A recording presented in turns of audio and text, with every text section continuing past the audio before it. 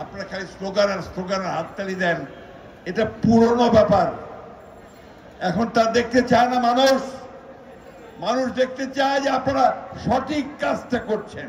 শুধু হাততালি দিলে আর পোস্টার নিয়ে ঘুরলে আর ভাইয়ের নামে স্লোগান দিলে কিন্তু কাজ হবে না।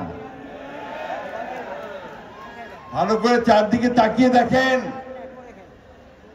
মানুষেরা কি কথা বলছে তার দিকে তাকান, মানুষেরা কি চায় সেটা বোঝার চেষ্টা করেন। অন্য কিছু করতে যাবেন, মানুষের তো বোকা না যে আমাদেরকে এখন নতুন একটা বাংলাদেশ তৈরি করতে হবে।